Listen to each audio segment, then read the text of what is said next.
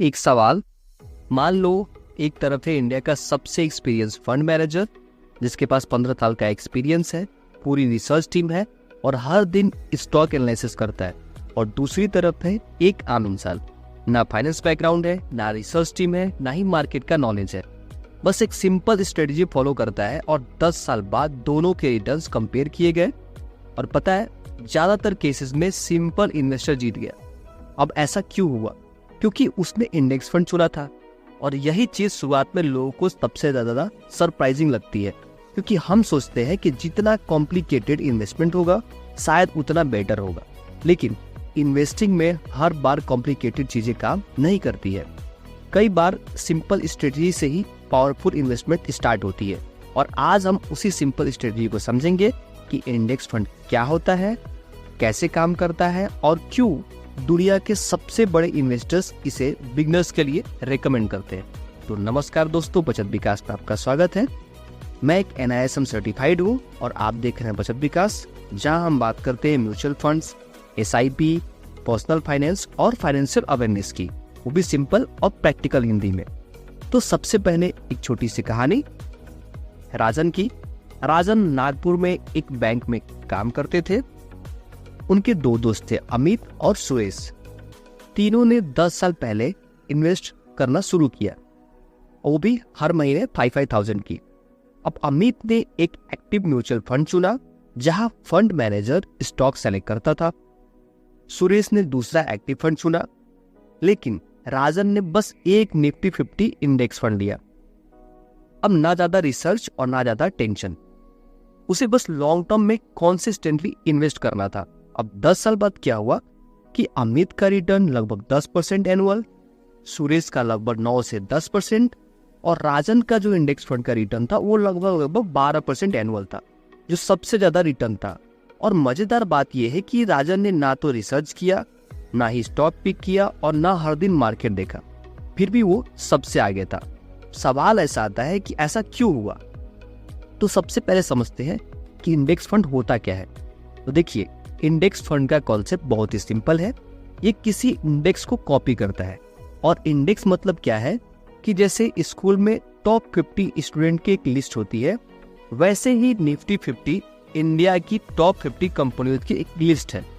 जैसे रिलायंस हो गई, TCS हो गया, इन्फोसिस हो गया, HDFC बैंक हो गई, ICICI बैंक हो गई, ETC।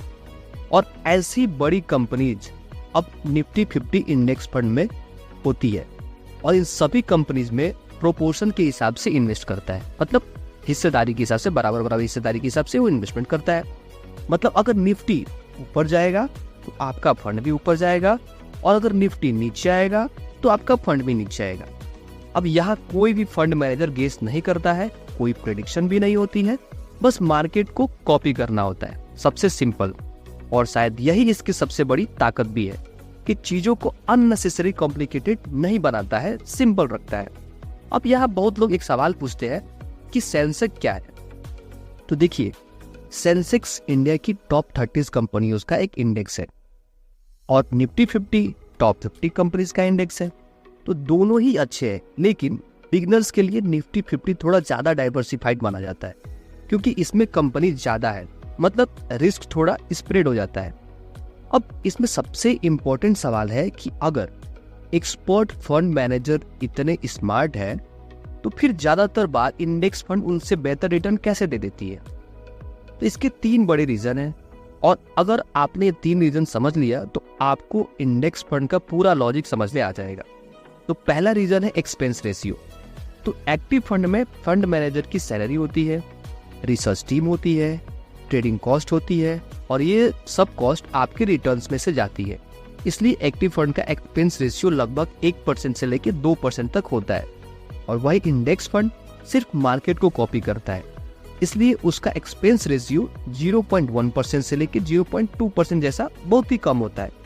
अब ये फर्क छोटा लगता है आपको कि यार 1% है या फिर 0.1% है, ये तो बहुत छोटा है, लेकिन लॉन्ग टर्म में यही सबसे बड़ा फर्क बन जाता है। अब 20 साल में सिर्फ 1.5% एक्स्ट्रा कॉस्ट आपके लाखों रुपए कम कर सकती है।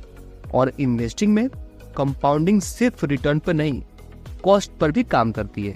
इसलिए इन्वेस्टिंग में सिर्फ रिटर्न देखना काफी नहीं होता है, कॉस्ट भी हमें जरूर ही देखनी चाहिए और देखना पड़ता है। अब आते हैं दूसरे रीजन पे। तो दूसरा रीजन होता है नो ह्यूमन एरर।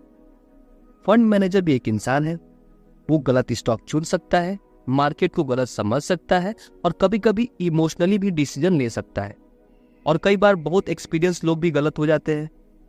लेकिन इंडेक्स फंड में कोई भी इमोशन नहीं होता है।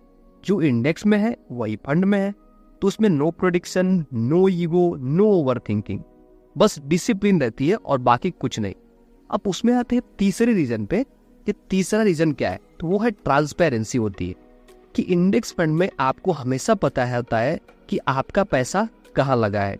अगर आपने निफ्टी 50 इंडेक्स फंड लिया है तो आपका पैसा इंडिया की टॉप 50 कंपनियों में लगा हुआ है। कोई हिडन स्ट्रेटजी नहीं है, कोई सरप्राइज नहीं है, और बिगनर्स के लिए यह क्लैरिटी बहुत ही इंपॉर्टेंट होती है। अगर अभी तक इंडेक्स फंड का कॉन्सेप्ट क्लियर हो गया है तो कमेंट में जरूर लिखिए कि इंडेक्स फंड समझ में आया। मैं जनरली जानना चाहता हूँ कि कितने लोग पहली बार इसे प्रॉपरली समझ पा रहे हैं, क्योंकि आगे जो पार्ट आने वाला है वो शायद आपकी सोच बदल दे। अब यहाँ पे एक हम वॉरेन बफेट की एक स्टोरी लेते हैं। इसमें सबसे एक इंटरेस्टिंग बात क्या है कि वॉरेन बफेट ने, जो दुनिया के सबसे बड़े इन्वेस्टर माने जाते हैं, उन्होंने अपनी विल में लिखा है कि उनके परिवार का ज्यादातर पैसा उनके बाद इंडेक्स फंड में इन्वेस्ट किया जाए। अब सोचिए कि जो इंसान दुनिया का सबसे बड़ा स्टॉक पिकर है वो भी अपने परिवार के लिए इंडेक्स फंड चूज करता है। क्यों? क्योंकि वो जानते हैं कि लॉन्ग टर्म में ज्यादातर लोग, एक्सपर्ट भी, मार्केट को कॉन्सिस्टेंटली बीट नहीं कर पाते। तो मार्केट को बीट करने की कोशिश क्यों करना है? मार्केट के साथ चलिए, सिंपल रहिए और कॉन्सिस्टेंट रहिए। अब अगर रिटर्न की बात करते हैं तो हिस्टोरिकली निफ्टी 50 ने लॉन्ग टर्म में लगभग 11 से लेकर 13% का एनुअल रिटर्न दिया है। मतलब अगर कोई इंसान हर महीने 5000 SIP करे 20 साल तक, वो भी, तो उसका इन्वेस्टमेंट लगभग 50 लाख या उससे ज्यादा तक पहुंच सकता है।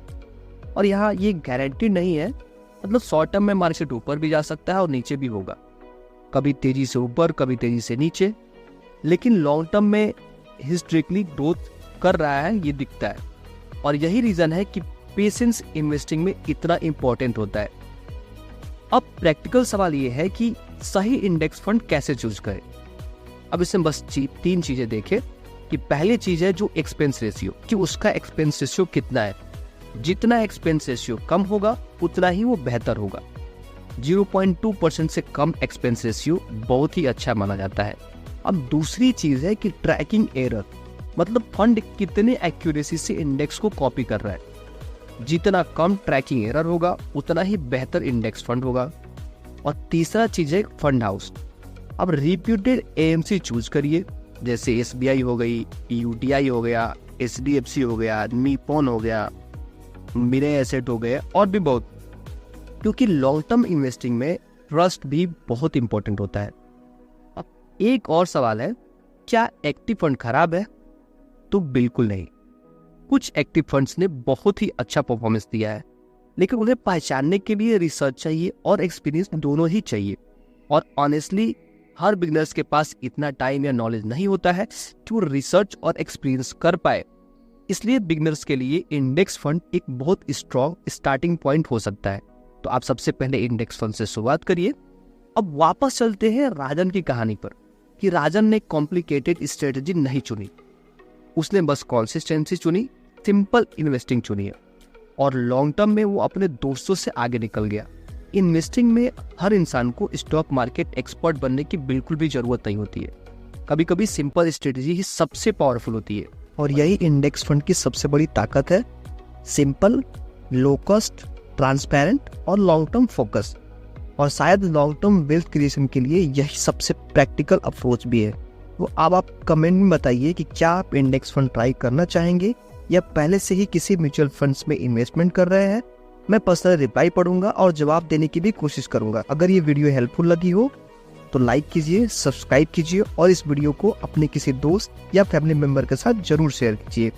और अगली वीडियो में हम देखेंगे कंपाउंडिंग का जादू, वो हिडन फोर्स जो आपके पैसे को तब भी ग्रो करती है जब आप सो रहे होते हो। तो वो वीडियो बिल्कुल मिस मत करिएगा। मिलते हैं नेक्स्ट वीडियो में। बचत विकास के साथ जुड़े रहिए, सीखो, समझो, समृद्ध बनो। नमस्कार।